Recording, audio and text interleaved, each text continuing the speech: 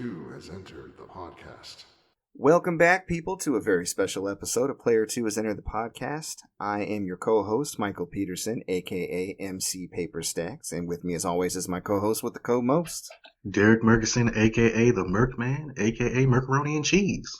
A.k.a. we out here surviving in this pandemic, y'all. Hustling.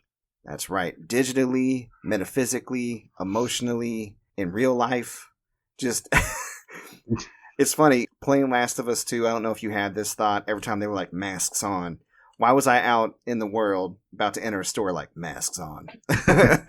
No, that didn't come to mind. It didn't come to mind? Mask on. Yeah, just turn to my family like, hey, I see some spores. Masks Right. on. Because them corona spores, man, they're out there. They just got our boy Donald Trump. Oh, yeah. Got him good, too. Woo! Well, got him today if you want to put a date on it. If it's to be believed. You know Well, what? Let's save that for... we'll save that for tomorrow. For the numbered episode we record tomorrow, yeah. So today we are doing the Spoilercast for Last of Us Part 2. Ooh, yeah. I never thought we would take it this far, but here we are. Sequel to one of the greatest games ever made. Yeah, let me ask you about that. So let's just start it off by talking about the first game, just briefly. We ain't got to cover the whole thing. I mean, I think most folks know the story. I played it, and I enjoyed it for what it was. I don't think I went back and played it a second time. And the first time I actually played it, because I wasn't like maining on PlayStation 3 in its hey, I actually played the remastered version on PS4 when I first got my PS4. I got it in a bundle with Grand Theft Auto 5.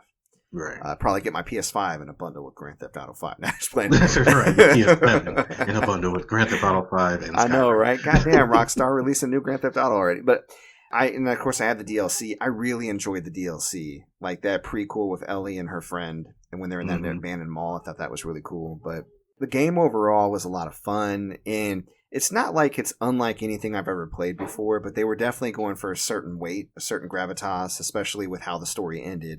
And the cool thing about Last of Us Part 2 is it kind of picks up, right, with Joel recapping what happened at the end of the first game to his brother Tommy. I don't think I was as enamored with the first game as you were, but I definitely respect it, and I could recommend it without caveats. I think it's a great single-player action experience.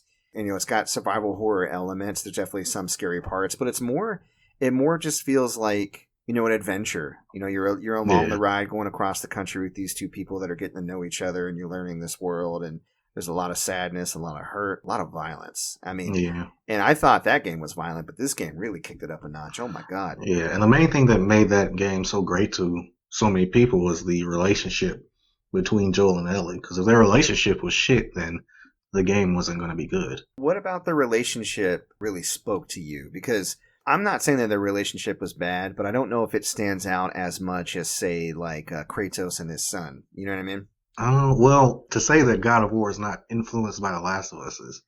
I'm not saying that. I know you're not saying that, but that it definitely is influenced by it, and I feel like just what sticks out for me is that you've got this man who starts out, much like Kratos, except this is not his daughter, not really caring about this girl at all.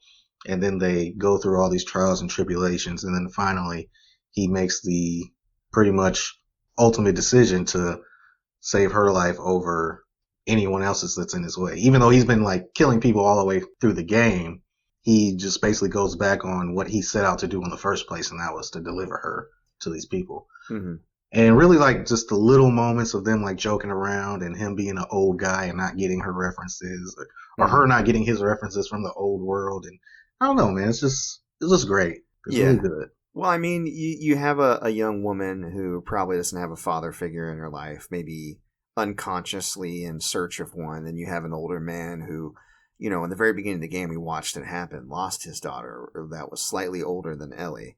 And so he has that hole in his heart that that plus the pandemic and wheeling and dealing just to stay alive really hardened him.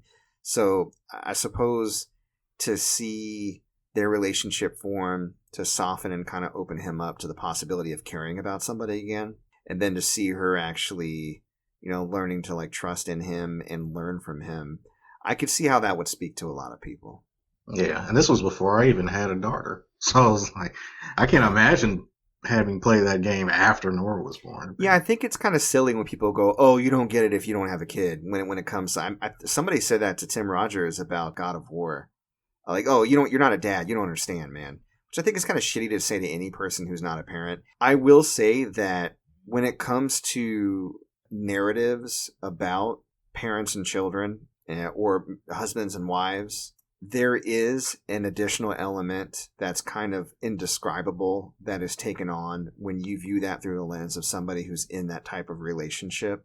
So it is definitely enhanced. But to say that you can't understand it or can't appreciate it, I think is bullshit, because you're basically saying that that person doesn't have the capacity to start or maintain a relationship like that. And that is, I mean, that's just pretentious as fuck. You know what I mean? Like, I don't like people who speak about that. But I will agree with you.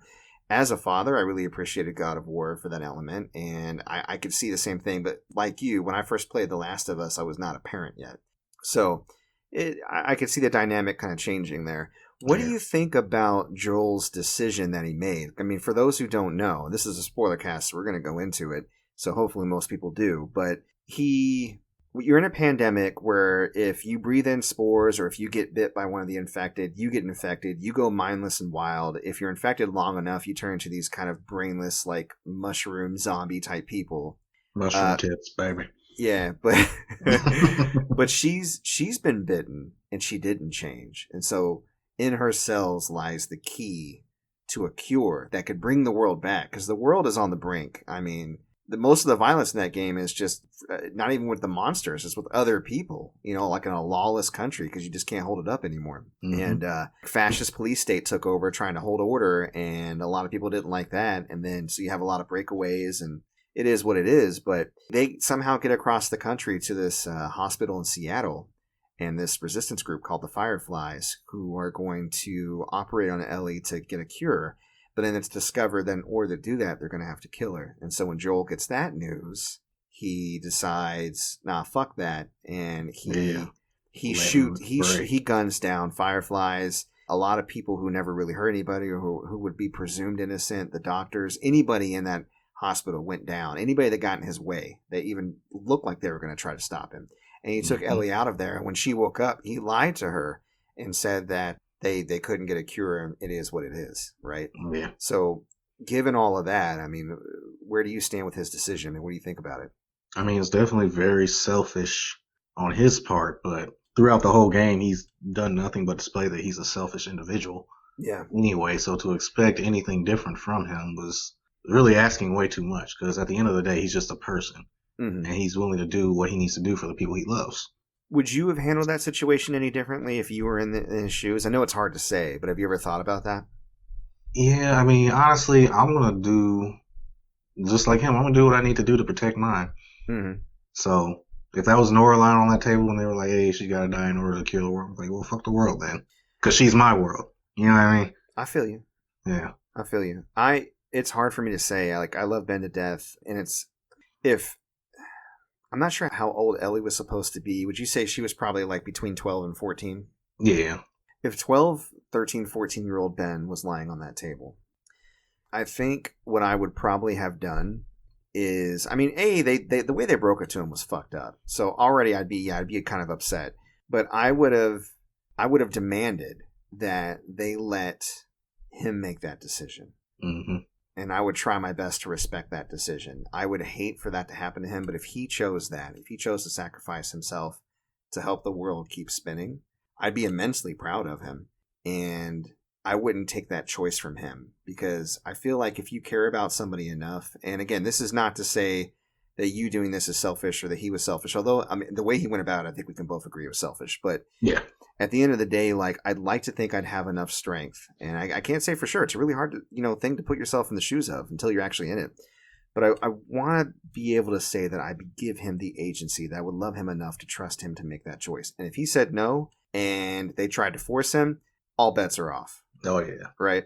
And again, regardless of how he went about it and how it all went down, it did go down. Right. He eventually, throughout the game, he breaks it to her. She's understandably upset, and this all kind of happens through flashbacks. But by the time we get to start playing as her in the game, she already knows what he's done, right? Yep. And they're kind of on the outs a little bit, but they kind of still care about each other, obviously. So, yeah, it's a hard decision to make. The game itself, somebody put it best recently. I was listening to Jim Sterling the other day. He was like trying to talk about this is like trying to climb a mountain covered in soap. I don't even know where to get a grip at. Right. There's so much to talk about. I mean, I guess we could start with just the overarching story and kind of get that out of the way, and then we can get to the nitty-gritty of the other parts. I mean, yeah. You see Ellie and Joel, they're living in this community. Ellie's old enough to go out on patrols. They look for infected. They look for supplies. They go out usually 2 by 2. She's got her own drama going on. Apparently, she kissed some girl who just recently broke up with a friend of hers and whatever. Right. Good stuff, though. And I like her relationship with the girl. Her name is Dina. That's interesting, that dynamic. And then Dina's ex-boyfriend, Jesse, and how they're all still friends and kind of trying to work it out. Yeah. And then you also get introduced into some new characters. You get introduced to this woman named Abby, who I don't know if you got the tickets, but she brings the gun show for sure. Oh, yeah. Wow. She is jacked, dude. Holy crap. It's crazy impressed. The whole time I was like, Abby, you got to give me them tips. How do you get that jacked in the apocalypse? Yeah, I know, right? And you only get a lot of 1 burrito per trip. Come on now. Right. I need to know that secret. But you can tell, and I kind of had an idea it was Joel, maybe because I've been partially spoiled about what happens in the beginning of, towards the beginning of the game. But she finds out that somebody is in the settlement where Joel and Ellie is that she's very interested in. She's talking to her ex-boyfriend about it, Owen. Mm-hmm. Like, we found him. We got to do something about it.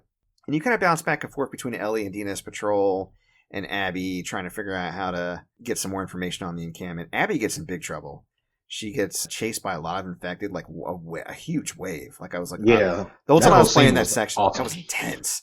Yeah, this game has a lot of really good set pieces, and one of the really cool set pieces early on was Abby getting ambushed by like what I would say is probably dozens, if not hundreds, but at least dozens of infected, and just trying to like get through this mountain covered in snow alive.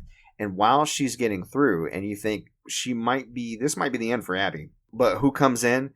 Joel and Tommy out on a patrol, saves her, and all 3 of them fight to survive. She lets them know that she's staying with some friends nearby, so they kind of weave their way to the location where her friends are at, and everything seems cool.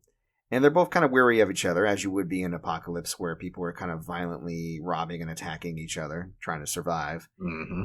And it quickly turns out that the person she was looking for actually was Joel. Around that time, Ellie found out kind of where Joel was or was tracking him. And then she tries to ambush them, but she gets caught and forced down. And Abby is not very happy with Joel. Not at all. No. And neither are a lot of her friends, but Abby definitely seems to be the one that's most pissed off. And she basically bashes his skull in right in front of Ellie, which drives her almost insane. Yeah, she's playing a few rounds of Hot Shots golf. Yeah, with no. Joel's skull. She got at least, I want to say a par, possibly a birdie on Joel's skull for sure. I mean, she's got them guns, so she works him over pretty good. And they actually let Ellie and Tommy go. Now, Tommy, again, is Joel's brother, and Tommy's keen on getting revenge, and so is Ellie. Mm-hmm. The mayor of their little encampment's trying to talk him out of it. By the way, Tommy's married to her. Right. And Tommy just heads out without Ellie. So Ellie decides she's going to go too. Dina goes with her.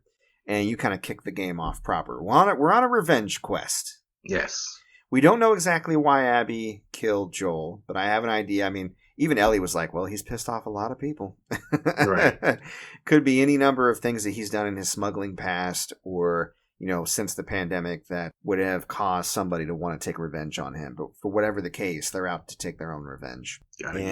And the game goes through a lot of flashbacks, different sections of Joel and Ellie hanging out. Like Ellie's birthday, he takes her to like this old dinosaur museum he found, which is really cool. That was like the giraffe moment for this game. Yeah, it was actually really cute. There's a lot of, I like how this game goes between like the action segments, the exploration segments, and then kind of like the set piece moments, especially when you go back and just kind of have those conversations. It's very good at character development and character building and really getting you to care about all the characters, at least in the first half.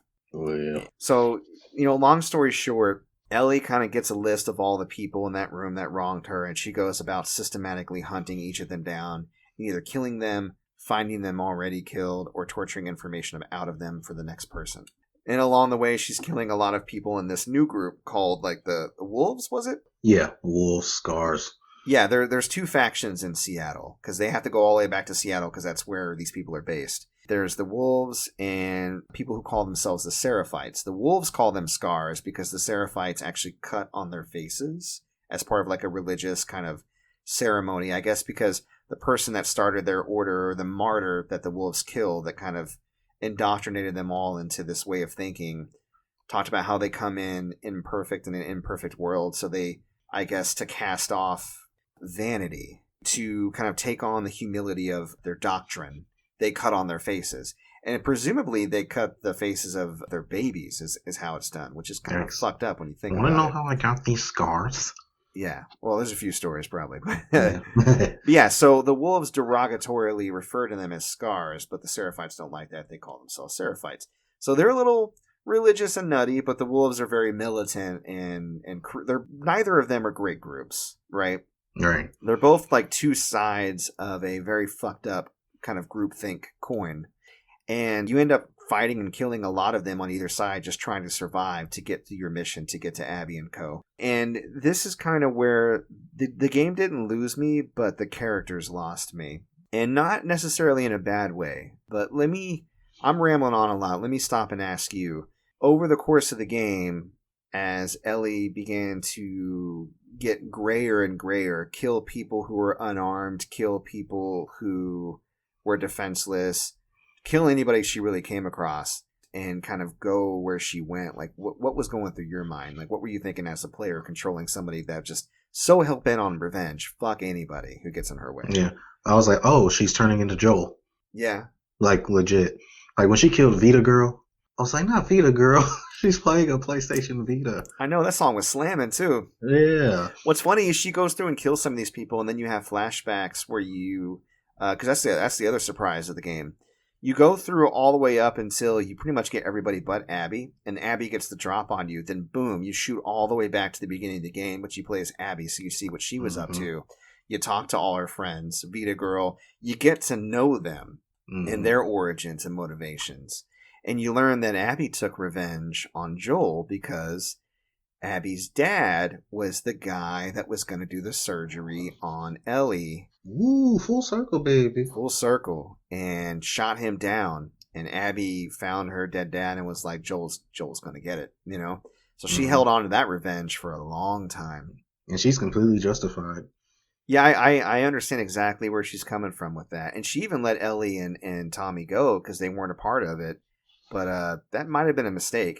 Oh, yeah, definitely was. So, yeah, I mean, I have to agree with you. I feel like she was turning into something even worse than Joel, I feel like. You know what I mean? And I think the reason why a lot of people didn't like this game, like legitimately, let's save the whole, like, I really looked up and identified with Joel and I was mad that he died, because you missed the fucking point of the first game if that's your takeaway. Right. And beyond the whole, like, oh, it's an SJW game because there's a strong woman in it. Fuck off. There's a strong woman and they're lesbians. Jesus. Ooh. Go get laid. Whatever. It's like, what year are we in? Exactly. But no, like, a legitimate complaint, and I understand where people were coming from, is they didn't like what they did to the characters, like with Ellie. They didn't like the decisions they were making. And I gotta admit, like, if you go back and watch my playthrough on YouTube, I'm like, especially towards the end, when I think Abby gives her another chance to survive Ellie, Ellie's like, I gotta go do this. She has a family. Dina had a baby. They got this nice little house, and she's like, I just gotta go get my revenge. And I'm like, no, Ellie, no, you don't. You know, and I've never played a game where I was so just not behind what the protagonist was doing. I was so anti, like, no, don't do this. But I think that because people have such a need to identify with the protagonist of a story they're invested in, that can be a turnoff for a lot of people. You're right. I've mentioned this movie before, but I don't know if I was talking to you or somebody else. Have you seen There Will Be Blood? You were talking to me, and no, I still have not seen it. Okay, I need to show that to you. I don't know if it was in reference to this game or not, but that movie comes to mind whenever I think of this style of narrative. When you have a main character or protagonist you're following that is an unredeemable son of a bitch, right? And that's how it is with There Will Be Blood. Daniel Day-Lewis's character, you're not meant to identify with him. But I think that breaks the brains of a lot of us because the rules are the protagonist, even if they're an anti-hero, they're supposed to speak to you in some way, right? Especially if the framing of the movie is following them. And sometimes a movie, people get really confused. A movie can even justify the actions of a villain in a certain way that they frame shots, but it's supposed to encourage understanding, not alignment. A good example of that would be Killmonger. I had a lot of friends after Black Panther who were like, Killmonger was right, 100%. And I was like, ooh, back up on the percentage there. I'm like, he definitely... You can't kill everyone. his anger was justified, and he definitely was owed retribution. He was owed justice. The way that he went about it was wrong as shit. You can still understand a person's motivations, and you can even identify with them to a point without condoning the actions that they take. Yeah. Like, I liken it to Joker, which was an amazing movie. Vicky, I love Joker. Yeah, I just shared that. Watched it with Vicky the other day. Yeah. And she's like, oh my God, this movie is so good. I love it. And I was like, right? Yeah.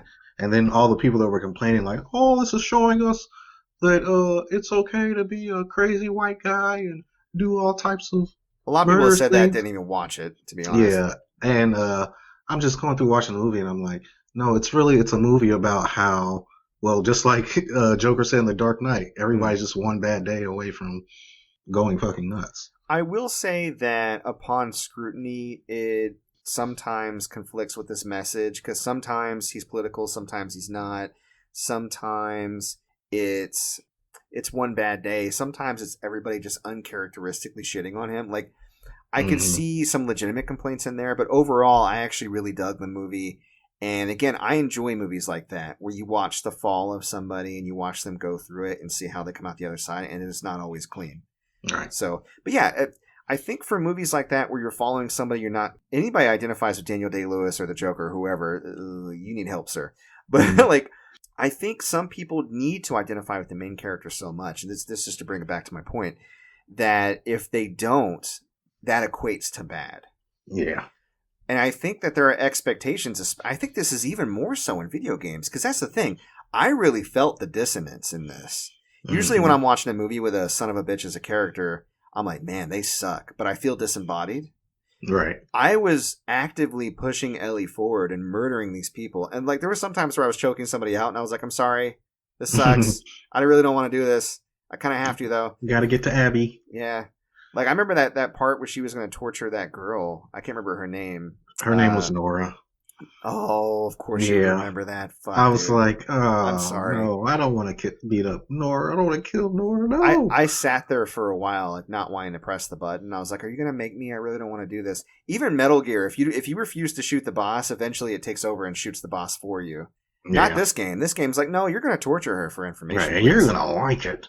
Yeah, so this game was incredibly violent. Like, I respect the tech that went into it, because people's faces blew off all different kinds of ways if you were paying attention. But man, oh man, did it get to me after a little while. Like, I was like, I'm glad I'm only playing this game in short bursts, because I need to decompress.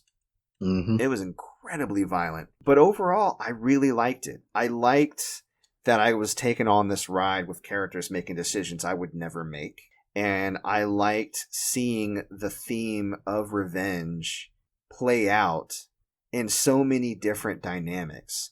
The theme of revenge between the wolves and the Seraphites, between Abby and Joel, between Ellie and Abby, between, like, all these different characters, and all of the collateral damage and the destruction of lives that went into it. The destruction of Ellie's family with Dina, the destruction of Jesse not being there for his son, the destruction of Joel, the destruction of Abby's normal family life, all those fireflies, the destruction of, like, the wolves and the Seraphites constantly coming for each other, right?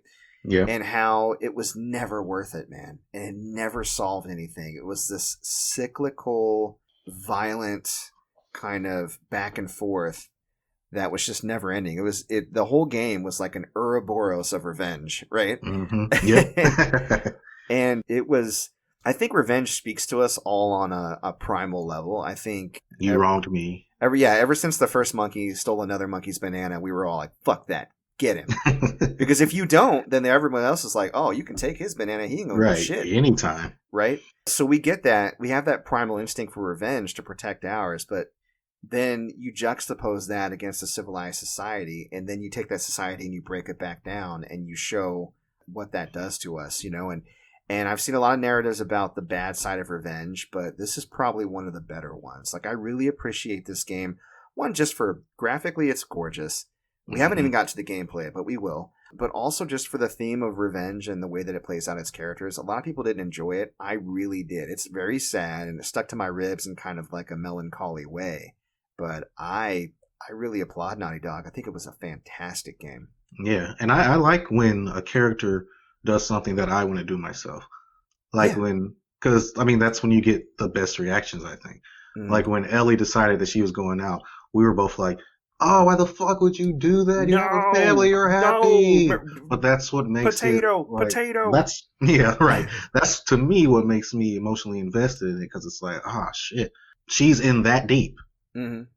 Like, she can see no other way than to continue to seek this vengeance. I mean, she's pretty much grown up in this apocalyptic, like, she's grown up post-pandemic, and she does not have the psychological tools to get over this. Right. Because even Abby actually, to me, was probably one of my favorite characters in this, because you saw Abby did Don't let him hear you say that. I don't give a fuck. But no, I'm serious. Abby had real growth. Yeah. Like, she started young and innocent and full of hope. She was hurt. She took out a revenge. She saw the folly in it. She saw the destruction that it wrought. She redeemed herself by trying to save those two Seraphites. Even in the end, her first thought as soon as she came down, and man, she was emaciated and wasted away. We'll talk about that in a second, but her first thought was her friend, Lev, and getting him out of there. And all Ellie wanted to do was fight, So, to kind of like sum it up, so you have Ellie going after Abby. You have Abby finding out that Ellie killed all her friends, including her ex-boyfriend and her ex-boyfriend's girlfriend, who was pregnant. And Ellie didn't know. She found out afterwards, and she got really sick about it, but she still kept going. Yeah. Abby finally confronts Ellie, presumably kills Tommy, but apparently he survived. I thought she killed him. Yeah, I thought kills Jesse because he just busts through a door. And then you have a boss fight against Ellie, which was really cool. Mm-hmm. Oh my god. You were going to say something about Jesse?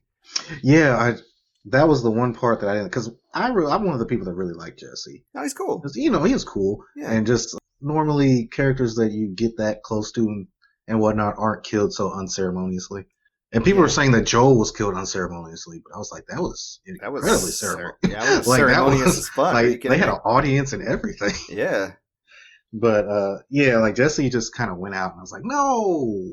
Yeah. Jesse! Which is probably a little bit more realistic to how it would go down. Yeah. It's just pop and you're gone, Yeah. But, having a boss fight against Ellie was interesting, because I was like, I'll just whoop her ass. I'm jacked up Abby. But then she was doing all that gorilla shit, and I was like, oh, yeah, that's right. She has bombs. We're actually badass. Yeah. So that was cool. And then she was like, I let you live. I let you and that guy live, and you fucking wasted it, right? And then she was about to kill Dina, and Ellie was like, she's pregnant. And Abby stops. And even Lev comes up like, don't do it, And so Abby comes full circle, and she's like, you're right, I have to stop. Well, before that, she's like, she's pregnant. She's like, good. Oh yeah, I know. She almost did it. I was like, oh no. But she did stop, and she took Lev, and they went on their quest to try to, which is what her ex-boyfriend was trying to do, find other Fireflies and get back to her old life. She had given up on that, right? But she gets captured by a local gang trying to find Fireflies. When Ellie finds out through Tommy and Tommy can't go because he's disabled, so he's like pressures Ellie to go, which was shitty. But very uncharacteristic of Tommy. Yeah, he had more of a revenge boner than I thought he did. Yeah. But he basically coerces Ellie to go out against Dina's wishes to try to find Abby. By the time she gets to Abby must have been prisoner with this gang for months, because she was hanging from a fucking cross on a beach. She was emaciated, and it was almost, I'm not even gonna say almost, it was hurtful. It was disheartening to see how worn down she was, and just to imagine what she had went through. They cut her hair, you know what I mean, and like she lost her muscles. Yeah, like she was emaciated, and like I was amazed that Lev was even still alive. Like Lev was like what, like 12? Yeah. But even then, even after Ellie saw that and cut her down, Ellie was like, "No, we got to finish this."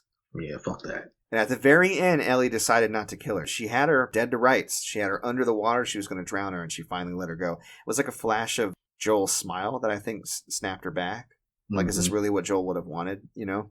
I don't even, well, we can talk about this later, but I don't even think that's what it was. Okay. Well, let's talk about it now. What do you think stopped Ellie from killing Abby? I think that, well, throughout the whole story, we know that Ellie's already known what Joel did, and she eventually comes to a point where she's able to talk to him and start to rebuild that relationship back up. Yeah, so, and ultimately forgive him. And I think that, and I've heard a lot of people say this, but I think that that's kind of what was happening there, is that she saw his face and was like, well, I forgave Joel, and this is like kind of going on long enough. Maybe I should just let it go. Could be. That's actually a really good theory. To me, the way I took it was she was doing all this for Joel, right? Mm-hmm. And as she was about to achieve her goal, as she was about to kill Abby, she had a flash. And it was that memory where she kind of walked. It's the memory where they did reconcile. Mm-hmm. And to me, it felt like she was remembering the spirit of that reconciliation and that forgiveness. And she just knew that that's not what he would have wanted. But I think we're getting at the same thing. Yeah, well, and I would say that if the positions were switched, Joel would have fucking killed her. Joel would have killed Abby, no questions. Yeah. So that's the only reason why. And that's probably true. But I'm talking about if he was somehow able to speak to her from beyond. I don't think he would want her to turn into that. You're right. He was already gone. If you completely flipped it, you're probably right. But I want to believe that because she was able to learn from his mistakes and be able to reconcile what he did and understand the effect that it had, that it finally dawned on her that this is not going to help anything, and this is not at all in the spirit of like where she was at with him before he died. I don't know. Mm-hmm. Maybe we'll never know exactly why she did it, but the damage was done. She goes back to that house she had with Dina. Dina packed all her stuff, left all of Ellie's stuff there, of course. Mm-hmm. Dina took her baby and left. She's like, I can't do this no more. Mm-hmm. And this is funny. This is the part where I'm stupid. During the fight, Abby bites 2 of Ellie's fingers off on her left hand. Which how? Oh, you can do that. You kidding me? Although, yeah, you're right. With her being emaciated, the fact that she had that much strength, adrenaline maybe? I don't fucking know, man. Her jawline was strong. So, for whatever reason, for however it happened, Ellie's tiny little baby fingers were bitten off. And it was funny because when she went into the house, she went into her room and all her stuff was there, including her guitar. And she tried to play Joel's song, but the guitar wasn't sounding right. And I was like, oh, maybe it's out of tune to symbolize her relationship and how it's broken down. And then later on, I was laying in bed and I was like, no, because her fingers were bit off, so she couldn't play the chords, idiot. So that will forever be on YouTube. My dumbass take. But yeah, she left the guitar at the house and just walked away. That's the last scene you see because she can't play it anymore because she lost that ability. Mm-hmm. She lost her family. She lost the gift of music that Joel had given her. She lost everything. And for what? You know? Yep. And I mean, it just really drove home the pointlessness of her quest and her revenge. I mean, I don't know I can't recall if throughout the game she even stopped to consider that, not so much that Joel deserved it, because who really deserves to die that way, but the fact that he had it coming. Yeah, he definitely did. It's a tragedy. So yeah, that's the story. I mean, any story beats you think we might have missed? I mean, there's a whole lot there. We're talking about what, like a good 25 hours of gameplay, perhaps? Yeah, it took me about 30, but I think we pretty much hit everything. Like, there's the different set piece moments that, like the Rat King, which was fucking terrifying. Yeah, no, it's a cool game. Well, let's just get into the game itself. I mean, it is a video game, so yeah. Like I said before, you have your set piece moments, you got your exploration, you got your combat. What'd you think about all that? Honestly, it was extremely similar to the first game. Almost carbon copy. That's how I felt about it. I would agree with you, except for I would say that it was refined and improved in every single way. Mm-hmm. But refinement and drastic change are 2 very different things. So yeah. I will agree with you that it pretty much was the same. Yeah, I did enjoy when you switched from Ellie to Abby, that Abby had a different loadout. Yeah. Like she got the sawed-off shotgun and a flamethrower, and they just played more to her brutality. Well, she had a different melee mechanic too, right? Like So I agree. Like she could beat clickers and shit to death. And Ellie was more like the sneaky, smart. You know, she had the pipe bomb. Were they pipe bombs or were they? Well, yeah, she had proximity mines basically. Yeah, 'Cause proximity they would blow up mines. when they get near you. She had smoke bombs so she could get away. Molotov. Yeah, but I agree with you. Ellie was more guerrilla tactics and kind of shock and awe, but kind of staying out of it. Almost, I wouldn't go so far as to say ninja, but you know what I mean. Yeah. Whereas She was the ghost. Abby was a little bit more in your face and physical, and she even had that mechanic where if she was fighting melee, she would actually have like increased damage as she went from opponent to opponent. You know, and you could build that up. So yeah, and I like the little collection mechanic too, where Ellie was collecting like superhero cards, and Abby was collecting coins that her father would have appreciated, like different quarters that had the states on the back. Yeah. Which got us that whole discussion about superhero cards, and then you gave me a bunch of them. Do you know I actually almost have all of the Marvel 1992 comic book cards? I think I may be on I need like 4 of them from the collection. Yeah, I put them in a book. I was thinking about actually talking about them on the podcast, just pulling out like a rando, going, so this person's power level. I enjoyed so much picking up those cards in the game and reading about all these made up superheroes from like the the in game universe. It was fun. Yeah. But I would say it could feel samey at times. Like every encounter did not really play out the same way, but you were using similar tactics, right? Mm-hmm. And you were constantly juggling exploration and getting supplies with taking out anybody in the area and trying to survive. It was tense, and there were a lot of like jump scare moments. I gotta tell you, towards the end I was getting a little sick of, well, I'm like, there's 3 ways we can move on from this area. We can fall down from something. We can get ambushed and be carried somewhere by the person that ambushed us, or we can just go do a flashback, I guess. I don't know. Yeah. But that's usually what happened. I'd be walking along like, oh, things are pretty good. Right. And I'm like, well, shit. So, and that happened more often. Like, they really leaned on the surprise attack a lot, which, I mean, kind of makes sense thematically, but it got a little old towards the end. Like, I could almost predict it. I was like, I'm going to walk around this corner and somebody's going to hit me on the back of the head and I'm going to black out. I'm going to get caught up in this rabbit trap. Yeah, exactly. But yeah, no, gameplay-wise, it didn't feel overly difficult. I definitely died a lot. Whenever I died, it did feel like it was my fault. It had that kind of good combat flow, similar to Ghost of Tsushima. Not near as good as Ghost of Tsushima, obviously. Oh, yeah. No way. Because that's apples and oranges, to be honest. I don't think that's that.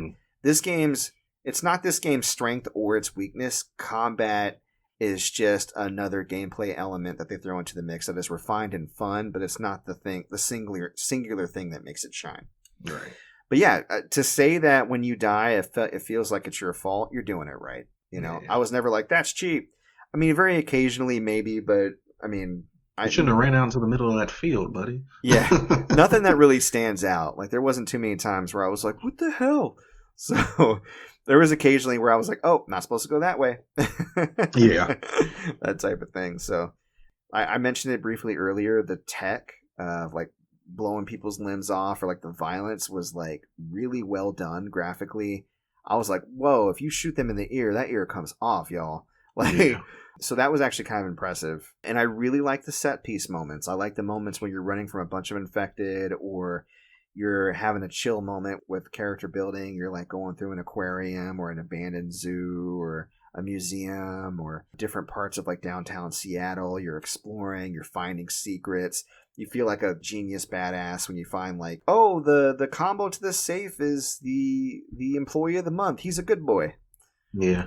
I didn't like the safe stuff. Oh, you didn't? Yeah, I was just like, just give me the stuff. I kind of enjoyed the light environmental puzzles. It helped switch things up, using different parts of my brain, so to speak. And I always felt really smart when I figured it out. Were there any particular puzzles you found too difficult or too easy, or anything that stood out? Or I think the first rope puzzle was one that took a little while for me to figure out. I was like, where the fuck is this rope supposed to go? Because at this point, this is your first time seeing this rope, so it's like, okay, you're not really sure like what you can do with the rope. Yeah. What are the mechanics of the rope? Can I throw this rope over there? Do all this with the rope? Can I tie it around myself? What can I do with this rope? Yeah. I really like, this brings up a mechanic we haven't talked about. I really like that if you play long enough, it'll ask you if you want a hint and just kind of show you the direction you need to go. Even if I kind of knew where to go, I'd always press that, so at least I'd know for sure. because it really helped me go everywhere I wasn't supposed to go first to make sure that I picked up all the supplies I could. Because that's the name of the game, man. Like, you don't want to go into any combat encounter not having picked up as much ammo and supplies for crafting as you could. Yeah. So Did you? Sorry. No, go ahead. Did you know that there was an option for auto pickup? I didn't. Yes. So I was watching Nakey Jakey on YouTube. If you have not seen his videos, okay, it's so fucking hilarious. But he did a video on The Last of Us 2, and he was talking about how there's an auto pickup feature that they do not tell you about, and literally as soon as you get close to something, you'll pick it up because there's never something that you're not going to pick up. You're always going to pick up everything you see. Well, unless you're full up on that particular thing. Yeah. Well, yeah, but then you can't pick it up. But yeah. Like, there's never something like, oh, should I pick this up? No, I need this space for this. You know? So, wish I would have known that. Yeah, that would have been nice. Worn out my triangle button, but... One less button to have to keep jamming on. Right. That is interesting. Yeah, I really like accessibility features coming out in a lot of games nowadays. There are varying level of degrees of button presses. Like, to give an example, in Ghost of Tsushima, you probably knew this, the bamboo cutting minigame, you can make it so there's not a time limit for those button presses, so that way you have all the time in the world, but you still have to press the buttons in the right sequence. Really? Yeah, you didn't know that? No. It's under accessibility features. Oh, I just did them all because I'm hardcore like that. Yeah, no, I didn't do it for the stream, but when I was playing it casually, I turned that on because, whatever. So, right. But yeah, no, I mean, and it's good because if you have, maybe carpal tunnel or you have some sort of hand condition, or you're not that fast, it's just not your thing, right? You're not a button masher, then at least it gives you that grace. And I can appreciate that. I can. Yeah. That's actually really cool. That way you can kind of tweak the challenge to yourself. I think I've said pretty much everything that I need to say about this game. I can't think of much else to say. You got any last thoughts? Let's see. I think by the end of it, Abby is pretty much the protagonist of the story. Mm-hmm. Well, honestly, she's the only one that got what she wanted, which is crazy. Did she? Think that she got her and left. I don't know, man. I mean, she got her vengeance. All her friends died, but she was able to actually move on and have someone. Ellie gets nothing. Potentially. I mean, she was probably presumably going back to the settlement to kind of restart over, and she's young, and I don't know. What do you think? What do you think we have in store for a Last of Us Part 3? What are we looking at there, you think? I feel like we're shifting the series towards Abby. Really? Honestly.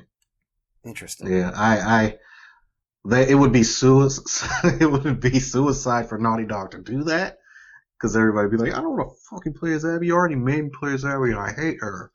Yeah. But I think it'll be really interesting to see where her and Lev's story could go, because, I mean, Ellie, I think we've seen everything we can see from her emotionally. Mm-hmm. So it only makes sense to move on to a different character or completely different characters, because there's infinite amount of stories that can be told in that universe. That's true.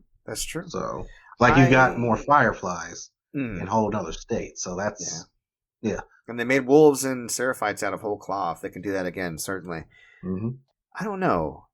I think that there could be more to tell about Ellie because, again, Abby completed her arc. Ellie didn't. I mean, I guess her arc is, I didn't learn, and here's the consequences of it. The end.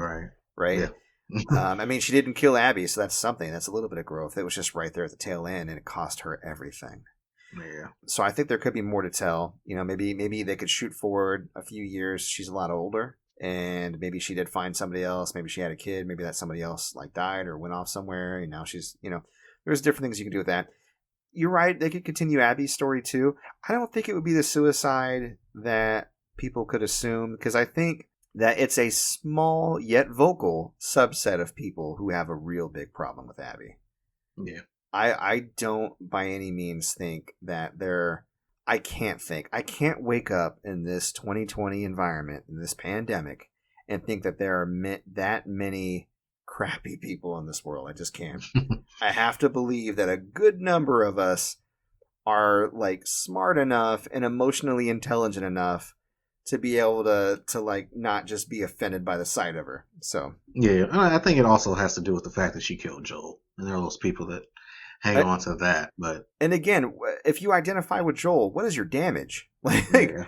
I get if you like Joel, because I kind of like Joel. I think he was doing the best he could with the tools that he had. I think he went through a lot of hurt, and that was his line of thought. That doesn't mean that I have to be like. I mean, when he died, I was like, well, yeah, that shit was going to come on him at some point. You know, I was shocked. I didn't get any spoilers. Yeah. Yeah, that threw me all the way. I was like, fuck, because I shotgunned him in the leg. Mm-hmm. And I was like, what is going on? But were you sad? Like, after it happened, were you, like, dejected and sad? No. Yeah, no, I didn't cry any tears or anything. Yeah, I mean, I was the same way when I learned about it. I was like, you know, I bet that was a powerful moment. I kind of wish I would have been able to see it for myself, but... Well, yeah, I was sad for Ellie because at that point in the game, I didn't know if she had reconciled with him or not. Yeah, I guess that's what makes it more powerful. Yeah, that was my big thing. I was like, oh no, she never got to tell him how she felt. He never got to come out and tell the truth. Oh. Yeah, there is that. I don't know. I guess we'll have to see what happens in the next game. Are you psyched and down to play it if it comes out? I mean, if it comes out, I'm definitely gonna buy it, but it's not gonna be a day one. You don't think so? Okay. Nah. Is it just because they didn't switch up enough with the sequel, or? Because I know you were super hype after the first one. You love that game. Yeah, like the gameplay was pretty samey to me, and I don't know, it's something that I could catch in the bargain bin. Okay, fair enough. I remain the same as I was about the first game, whereas it's pretty fun. Again, I'm not a day one, just like it wasn't with the second one or the first one, to be honest. It's definitely something I think I'll want to play because I think it's decent to go through at least once for the story and the experience. And Naughty Dog, congratulations, just, you know, mwah.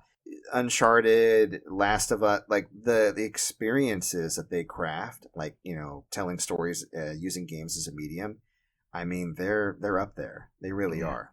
Some of the greatest stories that I've seen have come from them, and that's great. So I wish them well, and I hope the next game, you know, really switches it up in the gameplay department. But if it doesn't, I'm fully convinced the story will not disappoint. Yeah, it'll either be called The Rest of Us or The First of Us. Oh man, those of us. Those of us. So, who survived Part 2? Rating out of 5. What would you give Last of Us Part 2? Probably a 3.5. Fair enough. I think I would give it a solid 4. Yeah. Like it didn't blow me away, but it affected me enough to where I think it stands above the average. Like it stands above the pack for sure. Yeah, it was also longer than it needed to be, I feel. Especially with Abby's portion. Yeah, they pulled a Metal Gear Solid 2, like we're halfway through the game. You're like, this is wrapping up kind of quickly. And then boom, you're playing as Abby and you shoot all the way back to the beginning. I'm like, whoa. Yeah, and I don't know if we've talked about this before, but I feel like if we had swapped back and forth between Abby and Ellie, then Ellie killing her friends would have had more emotional impact. Because if we play as Abby, and then we see her friends and we see how cool they are, and then you switch back to Ellie, and then it's like, fuck, no, I just met Miguel. You know what I kind of liked about it? It gave us retroactive regret. So you go through in the beginning, you're like, fuck these people, right? You know? Yeah. And then when you go back to get to know, oh, they're actually human beings with thoughts, feelings, hopes, and dreams. And you're like, oh, shit, I did that? And then when you go to finish it off, that's that, because it's at that point where you're like, you know, I'm done. I don't want any more part of this. This was a bad idea. But Ellie's still like, nope, even after all that, let's go for it. I've got a boner. A revenge boner. Da, da, da. Revenge boner of Us, Part 3. So there you go. Yeah, so yeah, I dig the way they did it. It'd be interesting to see it in different orders for sure, but I think that the order that they picked was definitely captivating for sure. Yeah. So, yeah. All right, well, I think that is our episode. Thank you for joining us on this bonus episode. Keep in mind that we release episodes every Sunday, but occasionally, if we both finish the game, we're going to do that spoiler cast. So if you have suggestions or requests for a spoiler cast, you can email them to mcpaperstacks@gmail.com. And if you want to get at Derrick for his hot takes on The Last of Us Part 2, where can they find you at, Derrick? Okay, if you want to hit me up, I'm on Twitter at goodies_more and on Instagram at gamergoodiesmore. And if you want to check out some of the cool items, video game related toys, everything under the sun, you can check out my eBay store at ebay.com/str/gamergoodiesandmore. Right on. All right. If you want to follow my hot takes and give me shit about liking Abby, you can tweet at me at Mike Peterson AL. Check out my full playthrough of Last of Us Part 2 on mcpaperstacks Plays YouTube channel. You can also catch me Twitch streaming regularly at twitch.tv/mcpaperstacks. My main stream is on Tuesdays, Thursdays, and Saturdays at 8. Right now I'm playing through Final Fantasy VII Remake. I do Brawlers and Warriors games on Monday. Probably going to be playing Hyrule Warriors, although by the time this releases, I probably will have already played that. So never mind. And we're doing horror games on Fridays at 10. So Brawlers, Warriors games Monday at 9. Horror games at 10 on Fridays. And for the podcast itself, future episodes on every Sunday. The hub is anchor.fm/player2 is enter the pod. You can find us pretty much where podcasts are hosted. Breaker, Google Podcast, Overcast, Pocket Cast, Radio Public, Apple Podcast, and Spotify. If you're on Facebook, I do run a gamer group there at facebook.com/groups/indiegamers. And that is our show. All right. Thank you all for coming out. God bless you. Good night. Good night.